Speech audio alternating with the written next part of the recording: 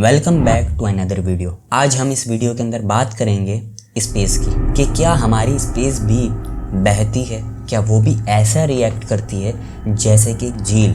तो चलिए इस बात को समझने के लिए इस वीडियो का आगाज़ करते हैं। साइंस पहले ये कहा करती थी कि हमारी स्पेस फ्लेक्सिबल है, ये बिहेव जो करती है वो एक फ्लेक्सिबल करती है। लेकिन आज इस बात के साथ एक और बात साबित होती है और वो ये है कि ना सिर्फ हमारी स्पेस फ्लेक्सिबल है बल्कि ये एज अ फ्लो भी करती है। लेकिन अब सवाल ये उठता है कि अगर ये फ्लो करती है तो ये किस जानिब जाती है। इस चीज़ को जानने के लिए हमें ये समझना होगा कि हमारी जो स्पेस है वो किस तरह बिहेव करती है। जैसे कि मैंने अपनी पिछली वीडियोस के अंदर आपको बताया था, हमारी स्पेस में जितना बड़ा ऑब्जेक्ट होगा उसके करीब ये स्पेस उतनी ही ज़्यादा कर्व हो जाती है।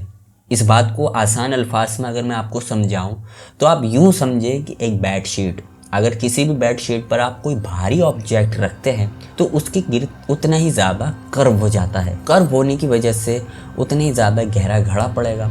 और इसी तरीके से हमारी स्पेस भी ऐसे ही कुछ बिहेव करती है कि जितना ज़्यादा बड़ा ऑब्जेक्ट होगा उसके गिर्द उतना ही ज़्यादा हमारी स्पेस घड़ा बना लेगी, उतना ही ज़्यादा कर्व हो जाएगा। कर्व होने के नतीजे में उसकी ग्रेविटी उतनी ही ज़्यादा बढ़ जाएगी और इसी तरीके से जितना बड़ा ऑब्जेक्ट उतनी ही ज़्यादा ग्रेविटी।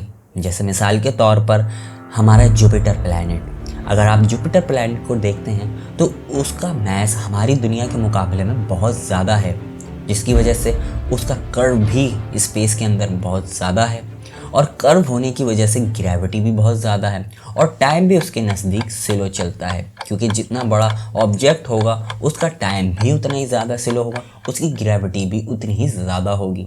और हमारी दुनिया से जितने ज़्यादा छोटे प्लैनेट्स हैं उनका मास कम है, जिसकी वजह से उनका टाइम भी तेज़ चलता है दुनिया के मुकाबले में और उनकी ग्रेविटी भी कम है, जैसे कि हमारा चांद। तो ये बात थी फ्लेक्सिबिलिटी की कि जितना बड़ा ऑब्जेक्ट होता है उसी हिसाब से हमारी स्पेस उतनी ही ज़्यादा कर्व कर लेती है, क्योंकि हमारी स्पेस फ्लेक्सिबल है।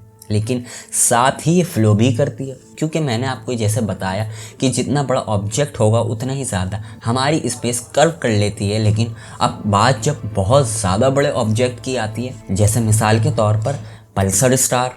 अब पल्सर स्टार या फिर न्यूट्रॉन स्टार, इनका मास बहुत ज़्यादा होता है। मास ज़्यादा होने की वजह से इसके नज़दीक बहुत ज़्यादा कर्व होता है और कर्व की वजह से स्पेस की ग्रेविटी इतनी ज़्यादा होती है कि अगर इनकेस आप इसके बहुत ज़्यादा नज़दीक चले जाएं और अब आप इससे दूर होना चाहते हैं तो इस दूर होने के लिए आपको बहुत ज़्यादा फोर्स चाहिए होगी।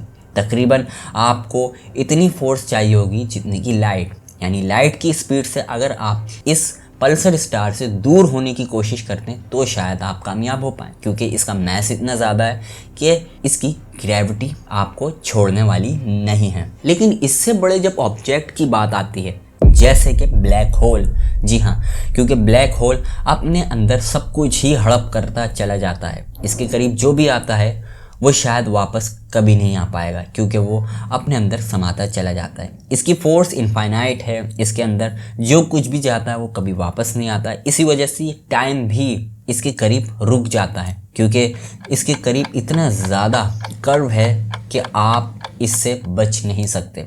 और हमारे सवाल का जवाब यही है कि जितनी भी ये स्पेस है ये सारी जो बहती है ये इस ब्लैक होल के अंदर जा रही है। जी हाँ, हमारी जितनी भी स्पेस है ये बहती है और बहने के हिसाब से ये एक ब्लैक होल के अंदर बहकर चली जाती है, क्योंकि इसका मास इतना ज़्यादा है कि ये अपने अंदर सारी स्पेस को खींचता चला जाता है। क्योंकि जैसे आपको मैंने बताया, साइंस कहती है क्योंकि इसके सेंटर में सिंगुलैरिटी है। अब सिंगुलैरिटी का मतलब ये है कि हमें नहीं पता कि इसके अंदर जाने के बाद ऑब्जेक्ट कहाँ जाते हैं। हमें नहीं पता कि क्या ये अलग डायमेंशंस में जा रहे हैं या फिर ये इसके अंदर ख़त्म हो जाते हैं। हमारी स्पेस भी जो बह रही है वो इस ब्लैक होल के अंदर जा रही है, लेकिन हमें ये नहीं कंफर्म अंदर जाने के बाद वो कहाँ जा रही है। वैसे एक थ्योरी ये भी बताती है कि जिस तरीके से इस कायनात को बड़ा बैलेंस बनाया गया है और बैलेंस की वजह से जहाँ ब्लैक होल हैं तो वहीं मैं भी पॉसिबल कि व्हाइट होल भी हों। और वाइट होल से चीज़ें बाहर आती हों, जैसे कि ब्लैक होल के अंदर जा रहे हैं,